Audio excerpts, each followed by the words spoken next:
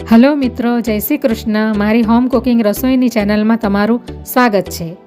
આજે હું એકદમ ટેસ્ટમાં બેસ્ટ અને રેસ્ટોરન્ટ સ્ટાઇલ દહીં ભીંડી મસાલાની રેસીપી શેર કરવાની છું, જે એકદમ સહેલી રીતે માત્ર 10 મિનિટમાં તૈયાર થઈ જાય છે અને ટેસ્ટમાં એકદમ રેસ્ટોરન્ટ જેવું શાહી અને લાજવાબ બને છે.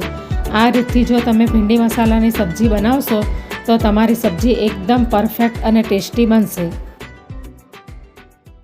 આજે હું મસાલા ભીંડીની રેસીપી શેર કરવાની છું. તો એના માટે મેં આ 250-300 ગ્રામ જેટલા ભીંડા લઈ લીધા છે. તો સૌથી પહેલાં આપણે એને આવી રીતે કટ કરી લઈશું. આગળનો ભાગ, પાછળનો ભાગ આવી રીતે કટ કરીને કાઢી લઈશું અને વચ્ચેથી આપણે એને એક ચીરો કરી દઈશું અને જોઈ લેવાનું છે કે ભીંડો સડેલો તો નથી ને. આવી રીતે તો આવી રીતે આપણે બધા ભીંડાને કટ કરી લઈશું.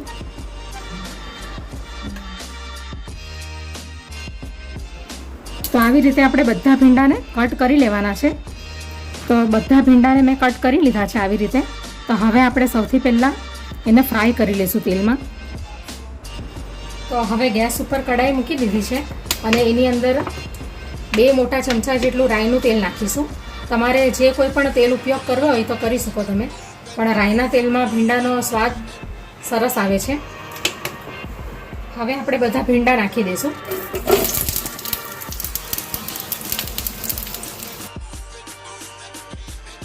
તો હવે આપણે ભીંડાને બરાબર તેલમાં ફ્રાય કરી લઈશું. આવી રીતે બધા ભીંડાને તેલમાં ફ્રાય કરી લેવાના છે. તો ભીંડા ફ્રાય કરતી વખતે અગર જો અંદરથી લિક્વિડ જેવો પદાર્થ નીકળે તો એના માટે અડધું લીંબુ નીચોવીને નાખી દેવાનું.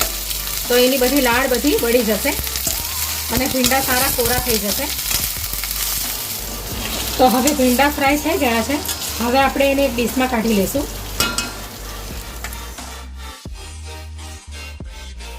તો હવે ભીંડાનો વઘાર કરવા માટે આપણે કઢાઈની અંદર ફરીથી 1 મોટા ચમચા જેટલું તેલ નાખીશું. હવે તેલ ગરમ થાય એટલે આપણે એની અંદર અડધી ચમચી જીરું નાખી દઈશું. હવે એની અંદર આપણે 2 ચપટી જેટલી હિંગ નાખીશું. આ 4 થી 5 લસણની કળી લીધી છે, જેને મેં ઝીણી ઝીણી ચોપ કરી લીધી છે, એ પણ અંદર નાખી દઈશું. આ 2 નંગ મરચાં લીધા છે તીખા. તમારે પેસ્ટ નાખવી હોય તો તમે પેસ્ટ પણ નાખી શકો. એક કાંદો મેં ઝીણો ચોપ કરી લીધો છે, એ આપણે નાખી દઈશું અંદર.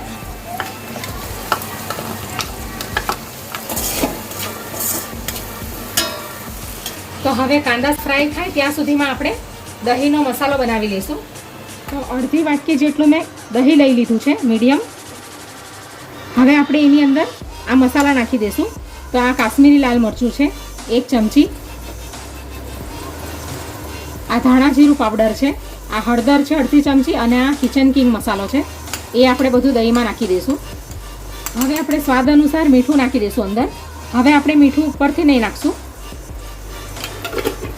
હવે બધું મિક્સ કરી લઈશું. તો આ રીતે આપણે દહીંની અંદર મસાલા મિક્સ કરી લઈશું. હવે આપણે આ ટામેટાની ગ્રેવી અંદર નાખીશું. આ 2 નંગ ટામેટા લીધા છે મેં, જેને મેં મિક્સીમાં ગ્રાઇન્ડ કરી લીધા છે. હવે એ આપણે અંદર નાખી દઈશું. તો હવે આપણે ટામેટાની ગ્રેવીને પણ પાકવા દઈશું 2 મિનિટ. હવે આપણે આ દહીંની અંદર મસાલો રેડી કર્યો છે, એ આપણે અંદર નાખી દઈશું.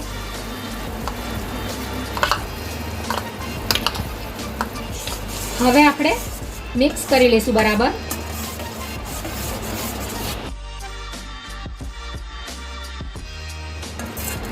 હવે આપણે 2 થી 3 મિનિટ સુધી ગ્રેવીને બરાબર પાકવા દઈશું, એટલે એનું બધું ઓઇલ સેપરેટ થઈ જાય. પછી આપણે એની અંદર ફ્રાય કરેલા ભીંડા નાખીશું. તો હવે ગ્રેવી બરાબર પાકી ગઈ છે અને તેલ પણ સેપરેટ થઈ ગયું છે. તો હવે આપણે આ ભીંડા અંદર નાખી દઈશું.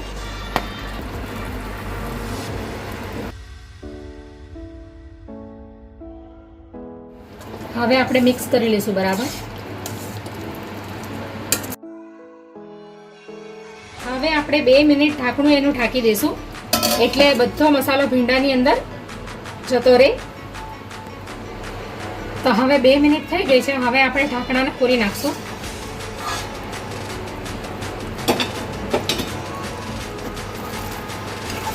તો હવે ભીંડી મસાલાની સબ્જી રેડી થઈ ગઈ છે.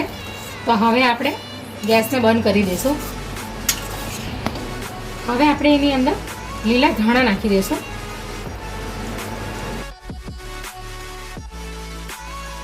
તો હવે ભીંડી મસાલાની સબ્જી રેડી થઈ ગઈ છે. તો હવે આપણે એને ડીશમાં સર્વ કરી લઈએ.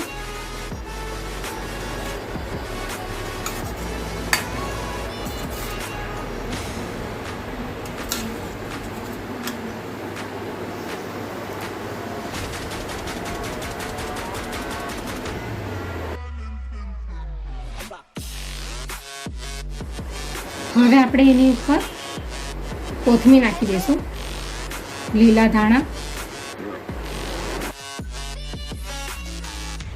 તો તૈયાર છે ભીંડી મસાલાની ગ્રેવીવાળી સબ્જી.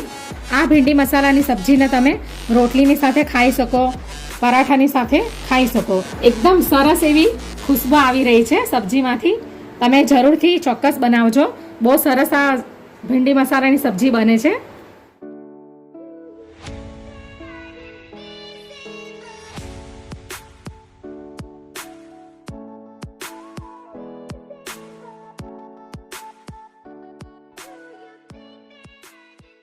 Audio Jungle.